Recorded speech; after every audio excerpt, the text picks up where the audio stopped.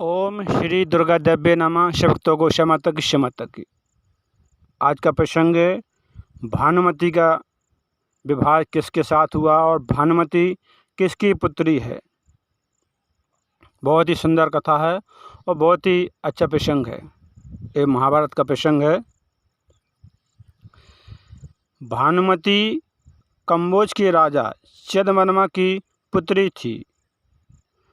उस समय पूरी पृथ्वी में सबसे सुंदर द्रौपदी थी और दूसरी स्त्री सुंदर भानुमति थी। भानुमति जब बड़ी हुई तब बड़े बड़े महारथी शूरवीर भानुमति से विवाह करना चाहते थे। भानुमति ज्ञान बुद्धि और ताकत से जानी जाती थी।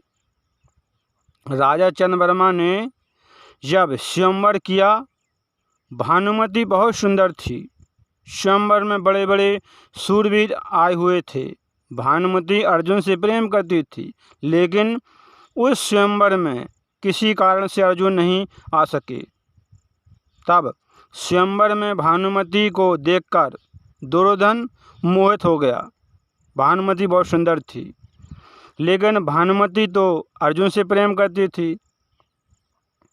जब स्वयंवर हुआ और भानुमति जयमाला लेके आई, तब दुर्योधन भानुमति की तरफ देख रहा था, लेकिन भानुमति ने दुर्योधन को नहीं देखा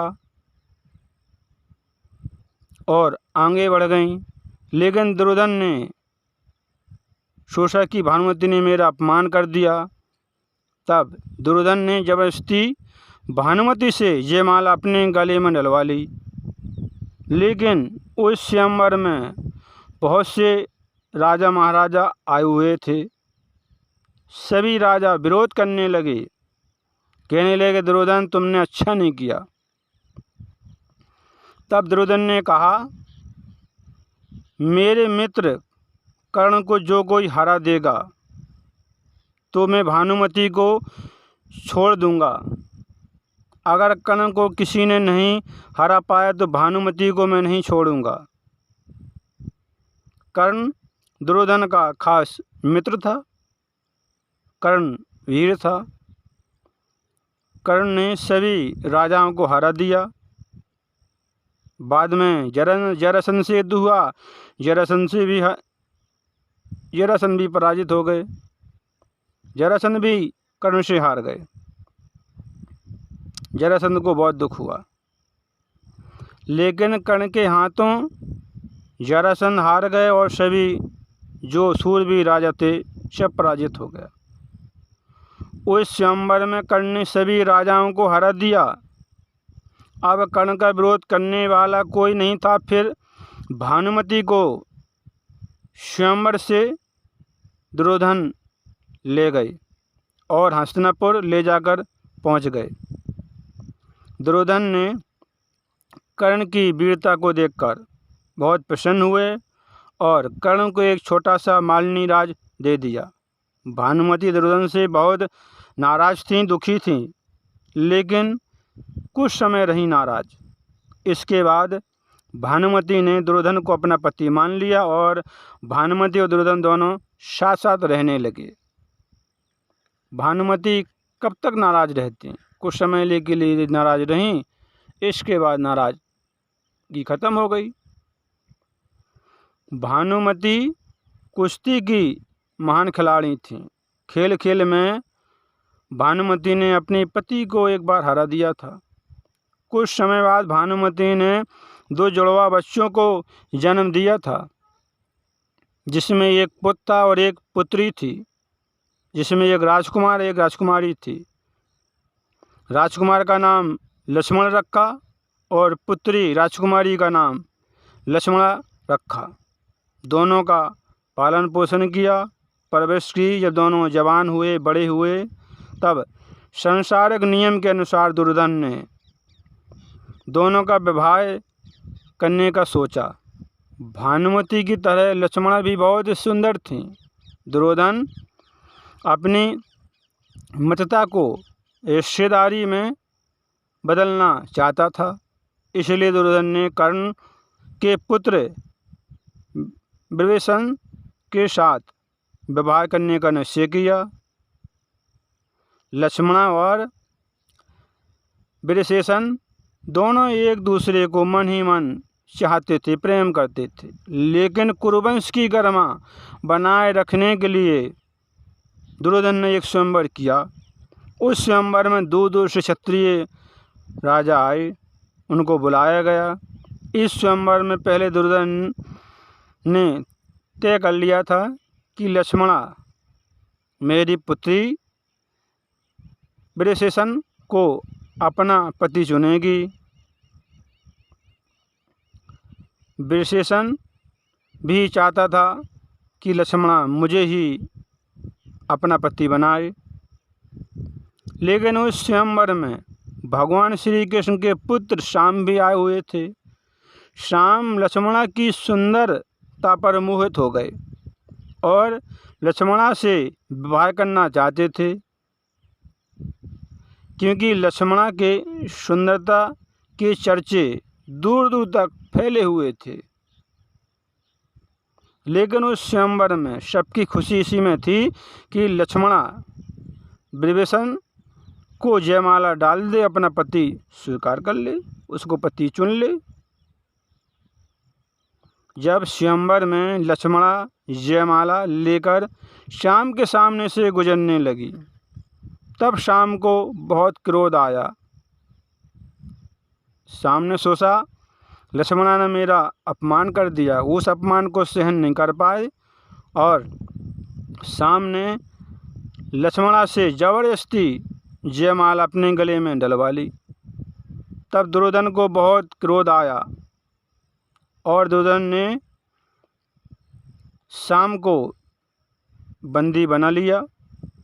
दुर्योधन ने जैसा भानुमति के साथ किया था, वैसे ही दुर्योधन की पुत्री लक्ष्मणा के साथ श्याम ने किया। तब श्याम को बंदी बना लिया और कारागार में डाल दिया।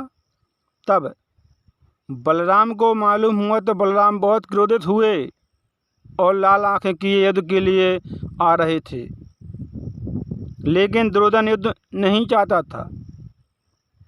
तब दुर्योधन ने कहा, भानुमति तुम कृष्ण भक्त हो, तुम बलराम के साथ बातचीत कर लो और मामला सुलझा लो किसी तरह।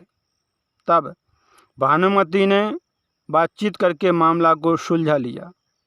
तब भानुमति ने पूरी रीति रिवाज के साथ श्याम और लक्ष्मणा का विवाह करा दिया। जब दुर्योधन का पुत्र जवान हुआ, तब बलराम अपनी पुत्री वत्सला का विवाह दुर्योधन के पुत्र लक्ष्मण के साथ करना चाहते थे। दुर्योधन को बुलाया, दोनों में बातचीत हुई, दोनों तैयार हो गए और बलराम और दुर्योधन दोनों विवाह के लिए तैयार हो गए कि मेरा पुत्र भी तैयार है, तुम्हारी पुत्र भी तैयार है।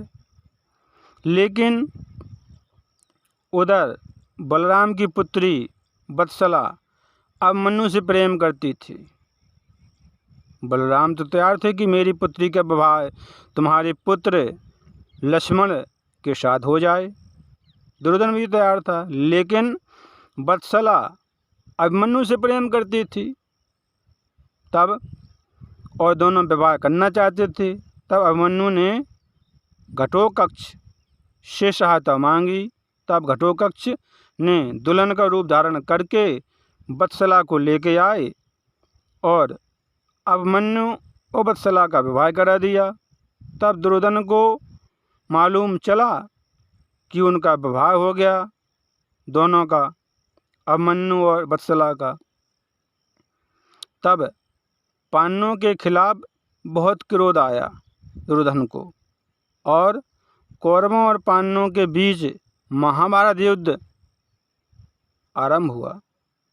तब लक्ष्मण अभिमन्यु के हाथों मारा गया। तब भानुमति को बहुत दुख हुआ। फिर युद्ध में, महाभारत के युद्ध में भीम के हाथों दुर्योधन मारे गए। फिर भानुमति को बहुत दुख हुआ। फिर भानुमति कुछ ऐसा किया भानुमति ने जिससे इतिहास में भानुमति का नाम अमर हो जाए। उस समय ऐसी प्रथा थी कि दोनों पक्षों में अगर कोई विवाह हो जाए तो दुश्मनी खत्म हो जाती थी। तब भानुमति ने कहा कि मैं दुश्मनी समाप्त करने के लिए अर्जुन से विवाह करना चाहती हूँ। तब भानुमति ने अर्जुन से पूछा।